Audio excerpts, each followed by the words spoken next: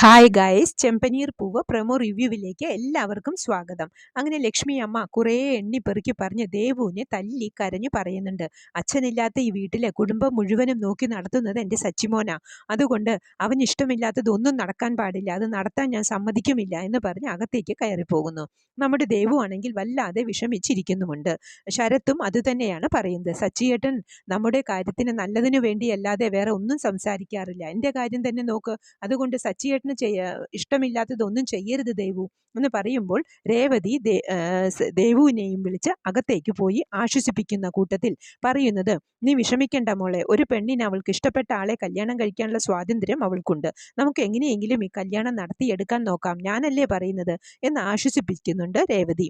അത് പറഞ്ഞ് നേരെ രേവതി സച്ചിയുടെ അടുത്തേക്ക് വരുന്നു. അന്നേരം സച്ചി പറയുന്നത്, ഇത് നിനക്ക് മനസ്സിലാവാത്തതാ രേവതി, അവനോടൊപ്പം അവൾക്ക് നല്ലൊരു ജീവിതം ഉണ്ടാവില്ല, അവൻ നല്ലൊരാളേ അല്ല. അത് കേട്ട് രേവതി പറയുന്നത്, ഒരു പെണ്ണിന് ഇഷ്ടപ്പെട്ട ആളോടൊപ്പം ജീവിക്കുന്നതല്ലേ സന്തോഷം സച്ചിയേട്ടാ എന്ന്. അതിന് സച്ചി പറയുന്നത്, നീ എന്നെ ഇഷ്ടപ്പെട്ടിട്ടാണോ കല്യാണം കഴിച്ചത്? അല്ലല്ലോ, എന്നിട്ട് നമ്മുടെ ജീവിതത്തിന് എന്താ വല്ല കുഴപ്പവുമുണ്ടോ എന്ന് ചോദിച്ചിട്ട് റൂമിലേക്ക് കയറിപ്പോകുന്നു.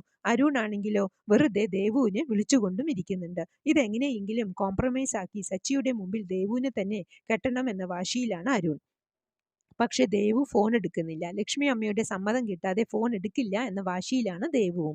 ഇനി ദേവുവും അരുണും പരസ്പരം അകലുമോ, അതോ സച്ചിയും ലക്ഷ്മി അമ്മയുടെയും വാക്ക് ധിക്കരിച്ച് രേവതി മുൻകൈയെടുത്ത് ഈ കല്യാണം നടത്തുമോ എന്ന് കണ്ടു തന്നെ അറിയണം. ഇതൊക്കെയാണ് പ്രമോ ആയി കാണിച്ചത്. പ്രമോ ഇഷ്ടമായെങ്കിൽ ലൈക്ക് ചെയ്യാനും ഷെയർ ചെയ്യാനും സപ്പോർട്ട് ചെയ്യാനും സബ്സ്ക്രൈബ് ചെയ്യാനും മറക്കരുത്. ഓരോരുത്തരും സബ്സ്ക്രൈബ് ചെയ്തു വേണം ഈ പ്രമോ കാണുവാൻ.